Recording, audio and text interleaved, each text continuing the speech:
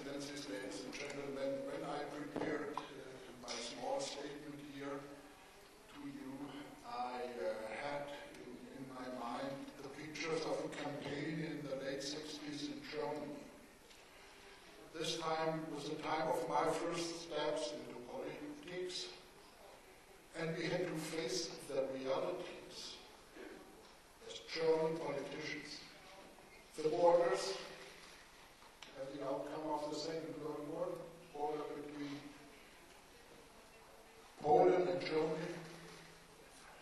We had to face the reality, if we did like it or not, that we had a second German state named GDR, and we had to face, this is not everyone's cup of tea, the reality that if Germany would be successful in the future, it had to deal with its neighbors in a calm, secure, and confidence-building way. We since started in negotiations with Prague, with Warsaw, with Moscow. Can you imagine what this meant in the old bipolar world? We had not to deal with Russia in the current situation.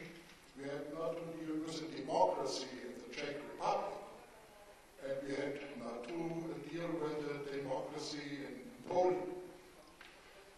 But we saw that we could not be successful in the future if we didn't try to come to some agreements with our neighbors.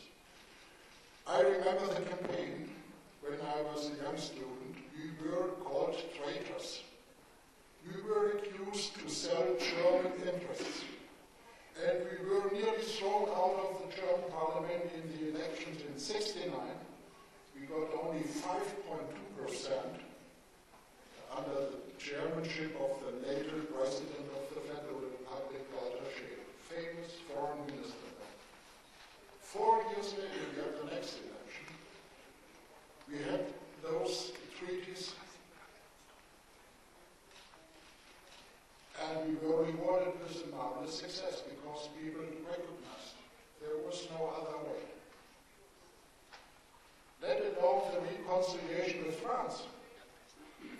I say that in the Balkans, because the generation before me was inextricably intertwined with wars. My father is buried in France. So if you want to come to a solution for your society and for your country, you have to face the realities and deal with the realities. I would like to introduce my small statement with this picture.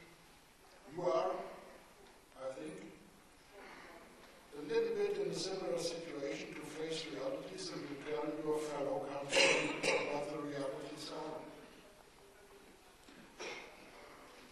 The reality is that the only way is to catch up with the rest of Europe. This way is without any alternative. The earlier the better. And so I'm glad to address you, invited by my friends and colleagues from Serbia who want to go this way. What needs to be done and how? It is a historic challenge to transform the very notion of the Balkans from an international troubling region of conflict into a region with perspective. The overall aim is to provide the countries on how to achieve lasting peace and security and economic and social progress after years of conflict. The paramount consideration, in my opinion, lies undoubtedly in the aforementioned European way, even if we do not overplay the perspectives. We should not underestimate the chances it could give to your country. Serbia and the whole region would be led away from conflicts of the past and towards prosperity and stability in the future. It is not only a matter of your political leadership in Europe. In my opinion, it is also a matter of credibility for the European Union as such. It challenges the future of the European Union itself. Serbia and the whole region are part of Europe. The problems are European ones. And every viable solution has to be a European solution. What means European solution? not a simple map, as we learned in geography in our schools.